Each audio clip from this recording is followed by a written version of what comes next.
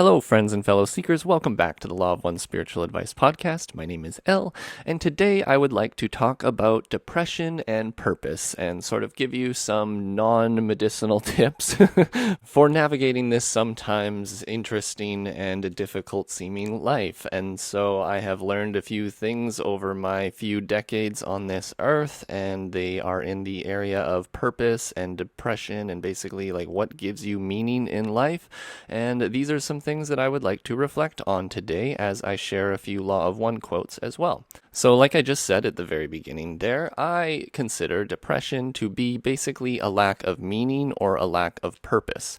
Because if you have purpose in life, then, well, you have a purposeful existence. Do you not? There is a reason for why you live. There is a reason for why you do every single thing that you do, as opposed to just sort of being lost and wondering like, what's going on? And having these sorts of nihilistic or maybe even sort of atheist types of perceptions, which, they can be as they will. You're free to choose those perceptions if you'd like.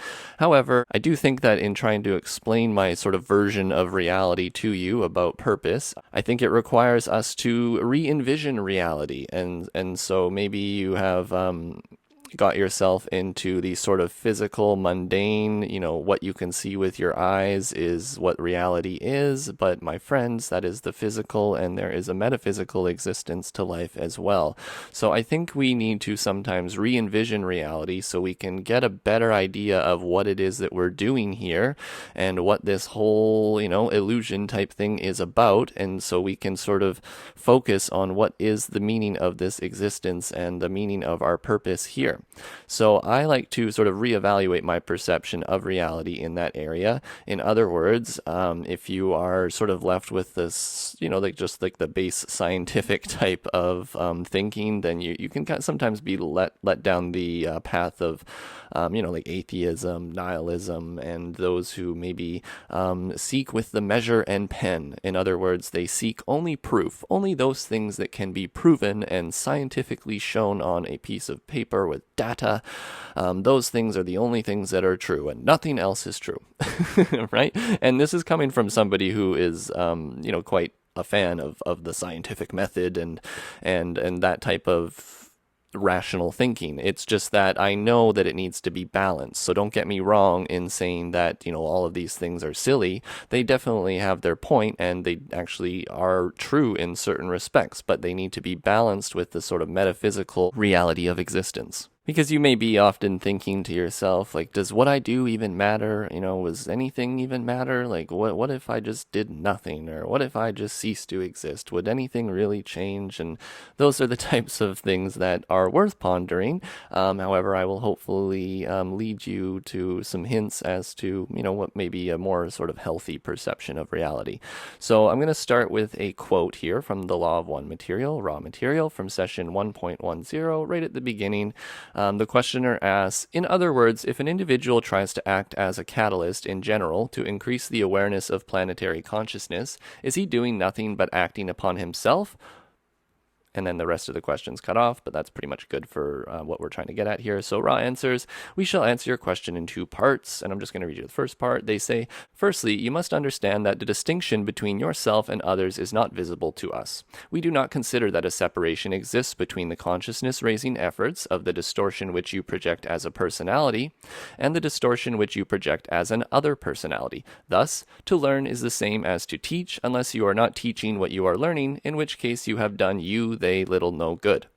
This understanding should be pondered by your mind-body-spirit complexes, as it is a distortion which plays a part in your experience at this nexus. End of quote.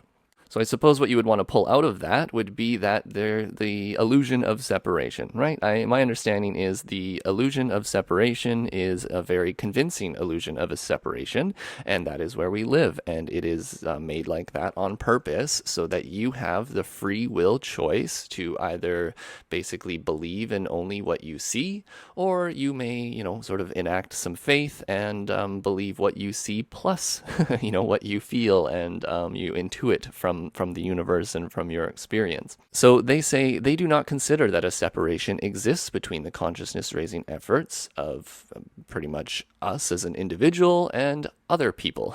They say, we see you truly as one. There really is no difference between your teachings and the other person's learnings. It is essentially like a bunch of cells in a body all interacting as one. So your version of reality that you have in your head is going to, obviously dictate a lot of the feelings and thoughts that you have about your experience in this creation.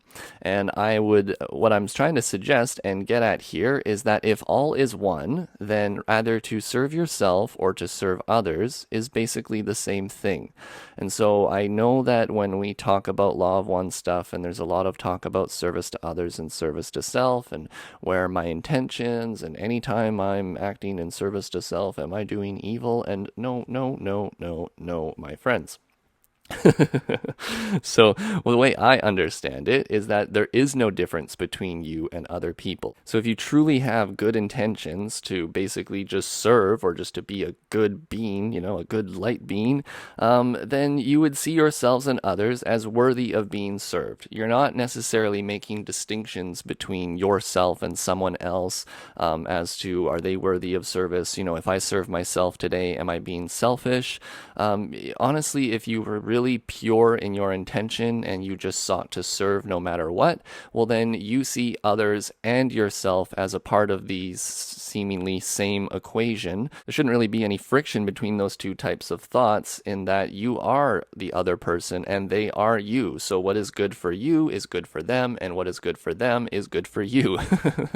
And I get how maybe sometimes you might be in a situation where you have to sort of balance, well, shall I serve the other self or shall I serve myself? And maybe there's a limited amount of things to share, right? And you don't know, well, what should I do? Should I do this or that? Well, that is fine and fair. You need to just ponder where the love and the wisdom is in that situation, so that you can make a sort of honest decision as to, okay, am I being, is this my ego talking? Is my ego trying to convince me this is something that I want to serve myself with?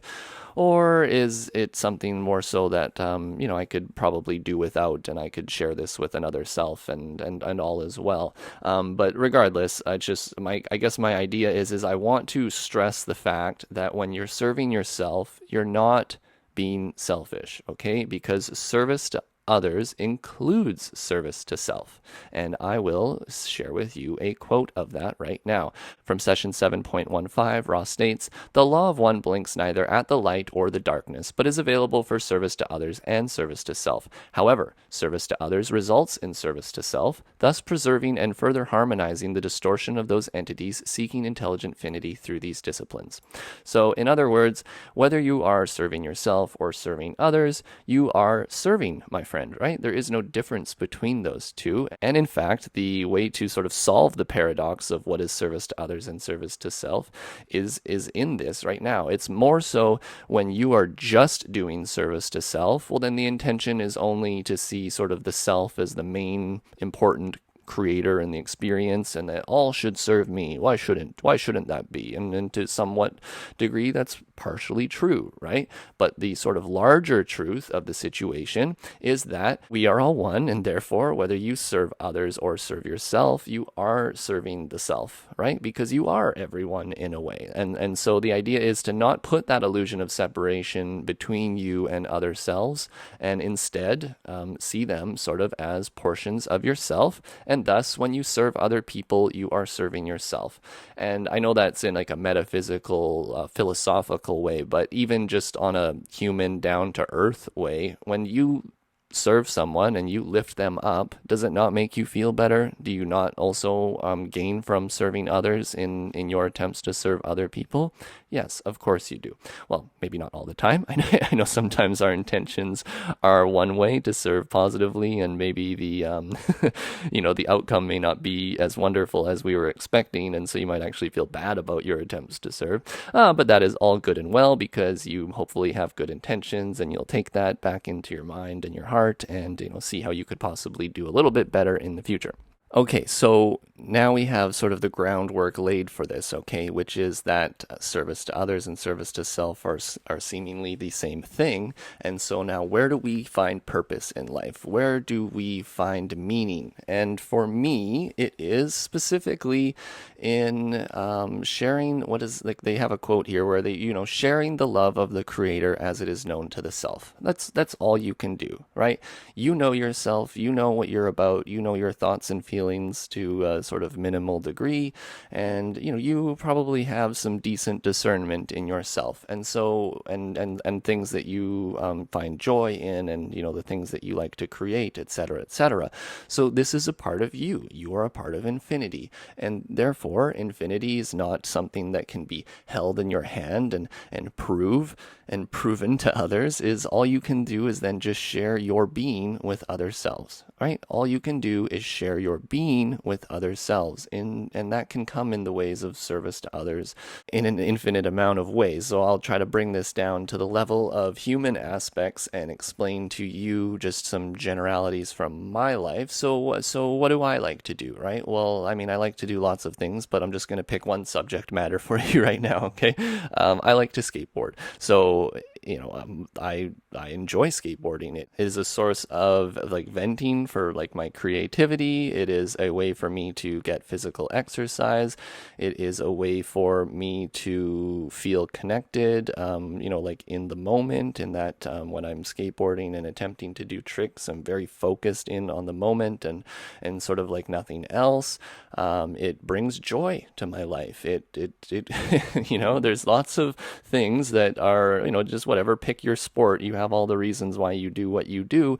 And so what do? Well, I like to share the love of skateboarding, as it is known to myself, to share the love of the creator, right? So what's some small things that I may do? Well, like it doesn't have to be a large thing. It could be as simple as you see somebody at the skate park, they seem nervous, you can tell that they're a beginner and you were a beginner once, and you have all these thoughts in your head about, oh no, are people going to hate me, like I suck and blah, blah, blah, blah, blah. So, I attempt to go up to people and just make them feel comfortable, right? I like to say, hey, we were all you at one time. Everybody here just wants you to have fun and wants you to enjoy yourself and enjoy the love of skateboarding. So, if you need any help, you want some tips or whatever, like let's just feel free to ask me. I'm here to help.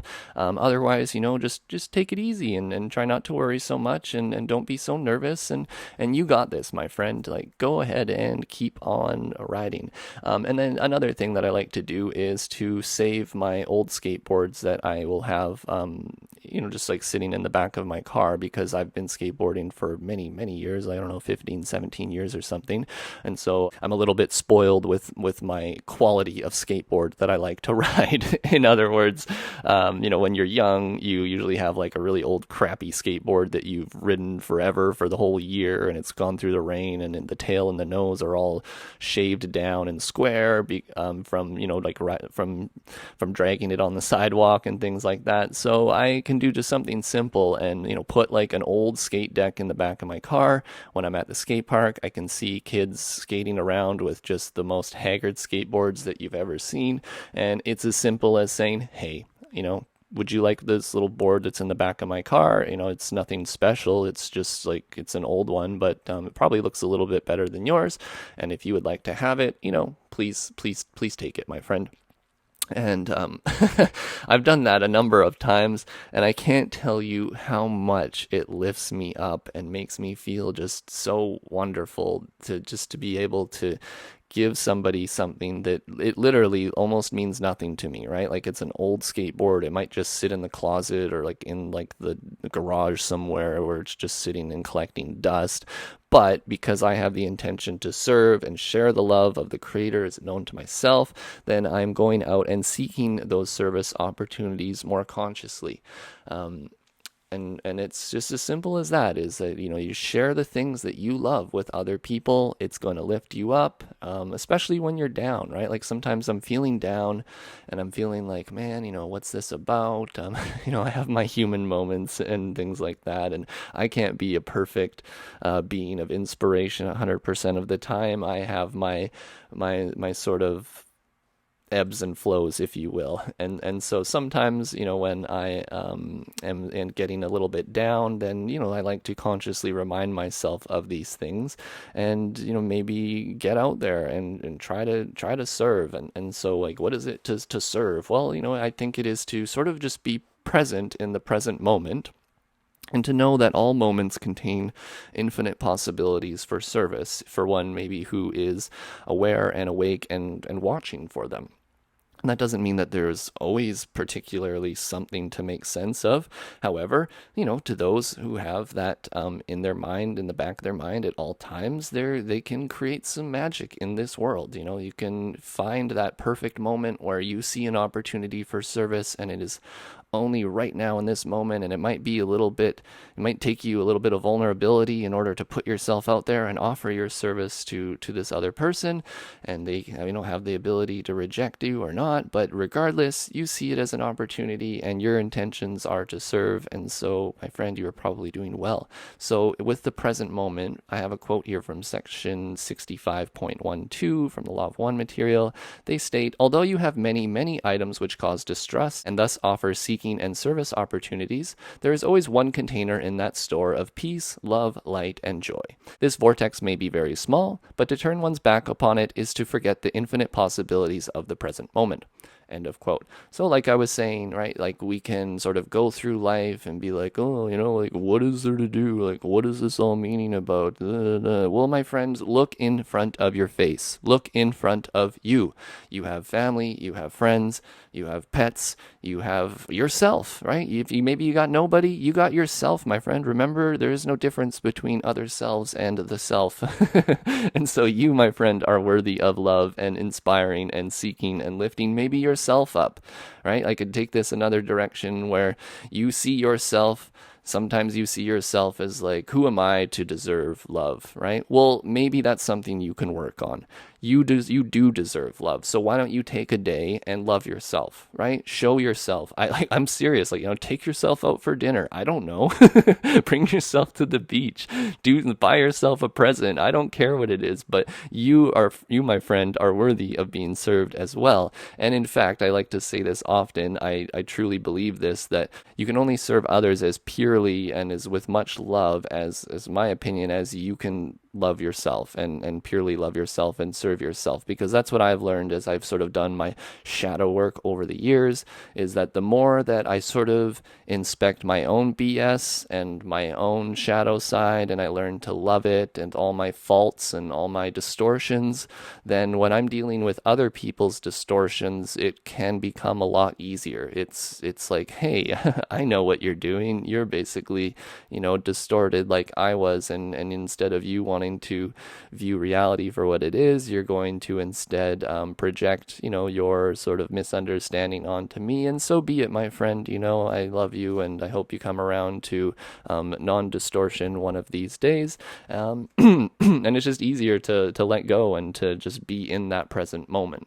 So let me bring it back to that measure and pen quote as well, because I did want to elaborate on that a bit more, right? There is sort of the logical mind, and then you may consider like you have the intuitive mind, and so there's Ra mentions this quite a bit in the Law of One material, or maybe only once or twice, but they briefly talk about the measure and pen, those who seek with the measure and pen. And so what are they saying about this measure and pen people?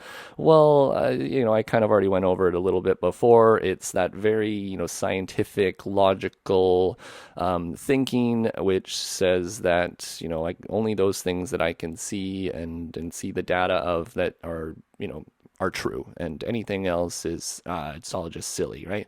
And so this is my idea of reinvisioning reality, is to attempt to not seek with the measure and pen. So I'm not saying, once again, right, there's always these extremes of, well, if don't do this, well then I'm saying to absolutely embrace the opposite side. No. I'm saying that you need balance, okay? So in session 3.9, the questioner asks Ra, I'm reminded of that statement approximately. If you had enough faith, you could say to a mountain to move, and the mountain would move. I assume this is approximately what you are saying, that I'm assuming that if you are fully aware of the law of one, then you are able to do these things. Is that correct? And Ra answers, I am Ra. The vibratory distortion of sound faith is perhaps one of the stumbling blocks between those of what we call the infinite path and those of the finite proving understanding. You are precisely correct in your understanding of the congruency of faith and intelligent infinity. However, one is a spiritual term, the other more acceptable perhaps to the conceptual framework distortions of those who seek with the measure and pen. End of quote.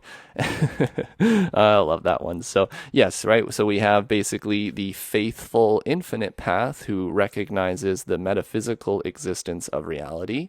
And then you have the finite proving understanding, finite proving dash understanding perception, which is what they may call the finite path. And so there's not necessarily that one or the other is more right or wrong than the other, but we can have the measure and pen and then also have the faith to know that there are also infinite possibilities in the present moment, and we may seek to serve in a way that doesn't have to have particular results and that ends with you having a certain amount of physical goods and something to prove your worth and something to prove your service, right? It's that that pretty much no matter where you go, there is beings, there is oneness, there is us, and we are one. And so as you seek to know the self and understand the self and share yourself with the Creator, then you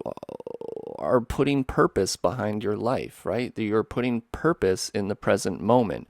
You are making sense of this crazy illusion of a million things that can be measured. We can basically just back up, see the bigger picture, see that it's a bunch of beings running around attempting to pretend that they know what they're doing. But what we do know is correct is that to lift others up makes you feel good. It to me gives me purpose, and so I find purpose in service to others, right? And when I say service to others, I mean service to others and service to self. But with that, paradox solving thing that it's a mainly service to others perspective, because service to others includes service to self. I don't hate myself when I try to take care of myself and be like, oh, you're not being service to others right now. You're being selfish. No, I don't try to think that way. I mean, I do if I think that I may be doing it in an imbalanced way, or I'm making excuses as to why, something should be mine instead of, being freely given to somebody else. But those are all things that you may ponder within your seeking. And here we are, getting closer to the end of the podcast, and I realize that I haven't even really talked about depression a lot, have I? Well, yeah, so let's have some human moments here. Let me try to reflect and share with you some things about myself.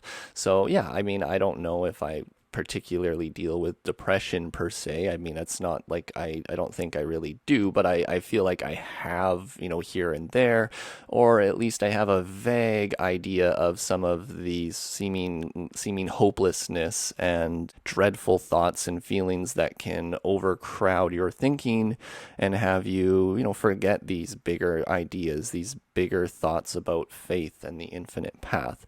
So what I'm here to do is to just hopefully just give you a slight nudge, a slight reminder, in that knowing that life is about choosing your service, right? Choosing your path on the service to others path or the service to self path. I assume if you're listening to me, you've likely, sorry if to make the assumption, but you're likely on that service to others path, and you're trying to do well for yourself and do well for others. And my friends, I implore that. Is that the word? I implore that? Anyways, I love you for that. I really, really think that the world would be a better place if everyone just sort of knew these things and were able to perceive their reality in a certain way and act upon it in that way. And that, yeah, so if you're lost, you're not sure what you're doing, what's going on, you don't have any purpose, well then I would say to find your service. And that can be difficult. I agree, right? But I was giving you some hints earlier as to what that may be. And that is to find the things that you find, joy and love in and purpose in your life already, and try to enlarge in them, and maybe even share them with other people, or try to create a life, that's more focused around that type of thing. Like, I'll have to admit, right, there's not a perfect example that you can do, because like take my life for example, right? Like, my purpose in my opinion is to serve others, and so I can do that. I don't try to define it based on my job that I do, right? A lot of people are like, well, what do you do for your job? And, oh, well, I mean, how could you have purpose, working at McDonald's or something? Right? Well, why can't you, right? You could go into every single interaction knowing that, hey, I am going to be at the front counter, and there's going to be people that are going to come in, and I get to serve them, and, like, literally serve them, but no, in a larger way too, right? You have the power to create ripples in people's days. I for 10 years did customer service on the telephone, in which the only thing that was able the only idea or thing that was able to sort of keep me sane was to really re-envision my reality, in that I used to go to work at first thinking like, oh, I'm here for the job, and people are going to call me and demand things and be mad at me and blah blah blah blah blah, and who are they to be rude to me, and blah blah blah, and I kind of have this victim mentality, what about me? But once I changed my vision from something like that to something like, hey, every opportunity with these people is an opportunity to serve. I can go into each phone call with the idea that I'm going to try to, just do well and to serve this person, but honestly and with good intentions. And when you do that, you can feel it. And I mean, the other person can feel it. They can feel that you're not just trying to brush them off. And I like to go even further and speculate, right? Like, what if you were really rude to someone on the phone, and then they're all mad and frustrated now, and they hang up the phone, and now they go and take it out on their family or their pets, or other people who just don't deserve any of the kickback from your situation. Now they're going out and creating, let's call them negative ripples, right, in other people's lives. Whereas if you sort of knew the power that you had to affect every person that you speak with in whatever way that you can, then what may happen is that you see each little interaction as an opportunity to serve. You try to pull back from being offended, and just say, how can I help you, right? Like I'm here to help. I'm here to serve. What can I do to help? And then maybe whether you solve their problem or not, they can still feel the love and the energy with which you are attempting to help them. And obviously they're going to hang up the phone, and they're going to feel just a lot better, or at least less worse than you would have if you just sort of brushed them off. And now they're going out in their day, and probably creating more positive ripples across this universe. So I think sometimes we underestimate our ability to affect others, and I would just state that, yeah, like, that's what I did with my job, was that I had to re-envision the way that I thought about it, and so that I didn't go crazy pretty much, and see everything as these opportunities to assist other people, and ponder about the effects of going through my day in that sort of positive manner. They would even give better results. Like, you would get a lot less irate people. You would have people at the end of the call who are rude to you the whole time apologize to you, because they were they can tell that, like, they were just frustrated and they were taking it out on you, and they don't mean to take it out on you. They're just taking it out on, like, the corporation who you sort of represent on the phone, right?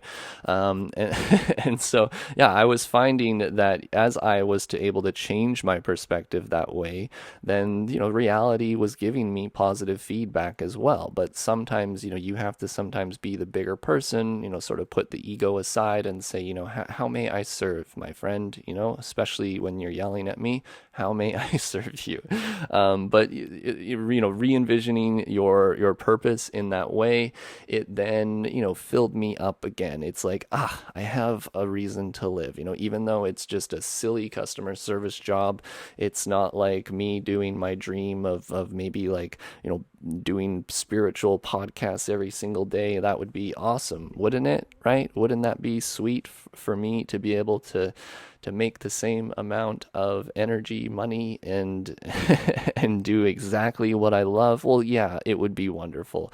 But that's not necessarily the way that things always work. So what can you do? Well, you can just try to see that everywhere in front of you is service, right? There is, if everyone, this is actually a quote when I don't have it in front of me, but basically, if all is one, it is impossible not to serve.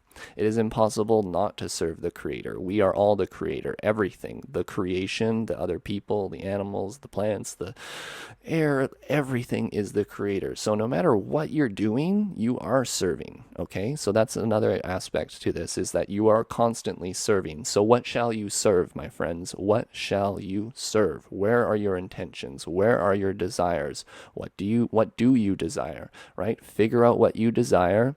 Figure out where it fits within you. Share that love and that desire and that joy and that passion with other selves. And, whether they don't enjoy the exact same passion, they will still see the essence of your being radiating love and light as you're trying to explain to them or demonstrate to them the love of the creator as it is known to yourself.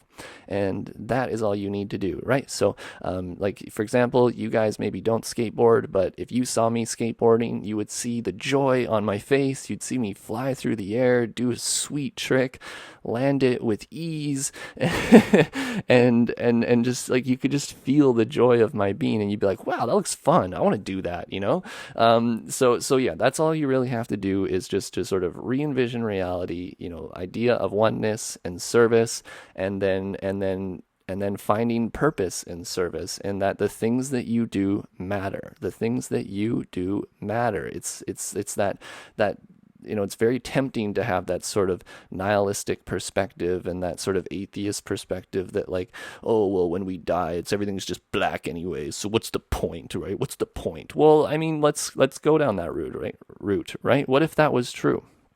What if when we die, everything is just black and there's nothing? Well, in my opinion, I would still probably want to interact the way that I'm trying to explain to you, because, right, like it just makes life better. Like, why go through life being hopeless and just spreading like a thought virus of negativity to other people, when you can go out there and inspire and show people, how to find purpose in themselves and meaning in themselves, and to love themselves, and then help them better love other people. Just lastly, I wanted to mention, I've kind of already mentioned it, that if you do find yourself down, okay, I want to make a suggestion to you that you make an honest attempt to do something good for somebody. I don't care what it is, whatever you feel, right? That doesn't matter to me what you do, but do something for somebody. And whatever it is that you think is a positive thing, just do it, and do it freely and without expectation of return. Just do something pure of heart for somebody else, and see what happens, right? See what happens. What's going to happen? Well, you're obviously going to feel better. So I guess I should also mention the difference between sort of yellow ray love and green ray love. Ooh, are we gonna get metaphysically adept here for a moment? Oh, you better believe it. Okay, so there is also, I guess I want to be careful, because I'm telling you, if you're down, lift others up, and that's true, because as you do that, you're gonna be reinvigorated from the service to others, which will give you positive feedback. However, we can love from our yellow ray, or we can love from our green ray. So these are chakras that I'm speaking of: red, orange, yellow, green, blue, indigo, violet. They work their way from the bottom up. And so red is survival, orange is maybe personal, yellow is societal, and the green is the heart, is universal. So as you go up through the chakras, the energy runs through your body. They're going to firstly run through, how do you feel about your security? How do you feel about yourself? How do you feel about sort of the societal groups that you interact with? And then how do you feel about the universality of that? In other words, the best way to explain that is, like, how do you love people that you don't even know yet? Okay. So you can love from the yellow ray, or you can love from the green ray. And so what I would suggest is that if you're loving from the yellow ray only has so much power coming through it. Okay, so it only has sort of a finite amount of power, meaning that if you're constantly trying to share from your yellow ray, like with like a societal interaction with other people, but it doesn't include the heart. In other words, like you're sort of trying to serve, but it's like not necessarily coming from a freely given perspective of like the infinity of of the heart. It's hard to explain, but if it's coming from like the personal you can run out of energy, right? You're like a battery, and your battery can die, and basically then you'll need to recoup, right? So with your energy, just I suppose you have to just sort of guard your energy a little bit in that way, in that if you're going out to serve others, you don't want to give so much that you're depleting yourself, right? So that would be giving from the yellow ray, which can be depleted and can run out. Whereas if you access the green ray, the one right above the yellow, which is the universality, which is like freely give, freely receive, one that gives without conditions, right? Because I guess if you're going to be giving to somebody, that sometimes if you're giving from the yellow ray, you would be giving in a way which is like you're expecting a certain outcome. And so when that outcome does not happen, then it drains you, right? Because you're like, oh, well, I wanted this to happen and it didn't. And so then it kind of, has a negative feedback in a way, right? Whereas if you're going out and freely giving, you're sort of giving from infinity. You're giving from an infinite path, and the heart is the springboard to infinity. It's the springboard to the higher centers. And so basically, if you can give from the heart, then you are with infinite energy, my friend, and you can give infinitely, and therefore you will never run out of out of energy to share with other selves. In which case, then when you do attempt to lift others up, there will be true, sort of true like lifting for you, regardless of outcome, because you know that your intention to serve is somewhat positive, and therefore it doesn't really matter what the outcome is that that okay, well, even if you make a mistake, well, you had your intentions in the right place, and okay, well, we're going to try to go in and fix this and logically, however, knowing that it still was given from a good intentional portion of your heart. So that is just sort of like a brief warning, or I don't know what it is, but it's just sort of just knowledge for you, because and reminder to you and to me, like that sometimes I think I'm loving from the green ray and I'm not, right? The heart can open and close, just like that, just real quick. So all I'm trying to say is just to be aware of that, so that you're aware that you can run out of energy. And if you're feeling down, even though my advice was to lift other people up, you sometimes may want to go and lift yourself up instead. And don't feel bad about that. It's not you being service to self, an evil entity. No, my friend, you are worthy of love. And if you don't think you're worthy of love, you're probably not going to think that other people are worthy of love either. So primary first, is you, in that you need to be a good example of the person you want other people to be as well. So I try to love myself honestly, purely. I try to still recognize my BS and my shadow side, right? But I still try to love that part of myself. When I see those parts of myself, I try not to chastise myself and whip myself, right? I'm trying to recognize them as okay. I'm not going to cope and decide that those things aren't true and la la la la la and see past them. No, I'm going to look at them. I'm going to love them as part of myself, and that's fine. Like, I don't need to be perfect, right? I don't need to be perfect. I can love parts of my shadow side that aren't particularly pure, and then when I see them and interact with other people, it doesn't bother me. It's just like, okay, well, whatever, we're all doing our thing out here. We're all trying our best, aren't we? What more can we do, my friends? So I guess this was supposed to be about depression. I don't know if you really got a lot about sort of the depression aspects of this, but I guess the idea is mostly about finding purpose. So there's purpose in service, my friends, and I hope that you can realize that, and I hope that you can learn to know yourself, and then, share share that self with other selves freely and purely and, without condition. And, that is the ideal. And even when you don't reach the ideal, that is fine. You are human. You will make mistakes. What matters is that you don't give up and you keep trying. And you don't fall into the pit of nihilism, which is oh so attractive to just say, oh, what the heck is this all about? I'm going to just give up. Don't give up, my friends. I love you. There are random folks like this, like me out here, like you out there, who even though they maybe don't share it a lot with other people, or they kind of just thinking introspectively all the time, like, we exist out here, okay? There are others. I know you feel probably alienated by attempting to live in such a manner. It even perplexes my girlfriend. Like recently, I've been trying to share with her more about the way I see life and service, and she's like, really? Like, you really go through life like thinking, how can I serve like everyone and even yourself? And like, so are you thinking about me like right now and what I need? And I'm like, yeah, I am actually. But hopefully in a balanced perspective in which, it recognizes myself and other selves as one.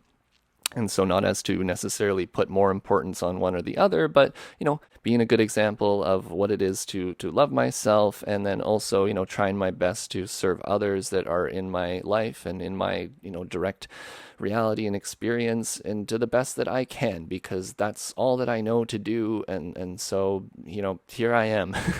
Here I am sharing these things with you and attempting to do the same thing with this podcast. So I hope that you find some purpose in life. I know that we all have, a brief idea of what it is that we love. And so figure out what that love is and just, share it, share it with other selves, and they will, it's not even the outcome of sharing it. It's just the essence of your being and the joy and the love of you as you are attempting to share and serve that really speaks to people more than anything physical that they may receive, et cetera, et cetera, et cetera. So, my friends, I thank you for listening today. I hope you have a wonderful rest of the week. I would appreciate it if you'd hit the old like button on this podcast. That makes sure we don't get hidden in the algorithm. Feel free to leave me some comments. I do like to reflect, sometimes based on your questions or comments. That might actually give me an idea for next week's podcast or some other quotes to post on the old Instagram there. So, thank you, everybody. I really appreciate you. And also, if you appreciate my service, you could join my Patreon or shoot me a one-time PayPal at theoneinfinitecreator.com and just scroll down to the support section. I seek to be able to do this in a more long-term basis, and so I must admit that I will need your assistance in doing that as I attempt to share all of this for free, because it is just the way that I know good service to be is free service. So I'm a little reluctant to put any of this behind any type of paywall. So if you are in a place of abundance, please share so that those who maybe don't have as much abundance can still continue to receive this freely. And this is, we're getting to the end of the month. So all your guys' Patreon things are about to come out, and I really appreciate you guys so much.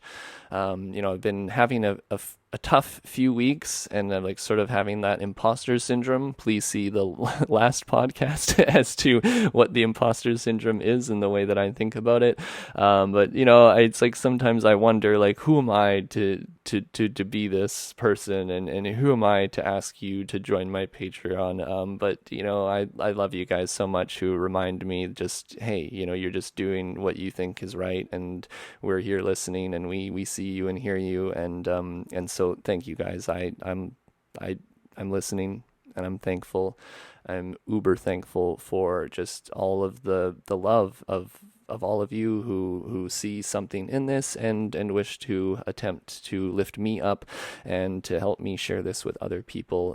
It does not go unnoticed. Every single day, every single month, I am extremely grateful. So thank you guys. I hope you have a wonderful rest of the week, and take care.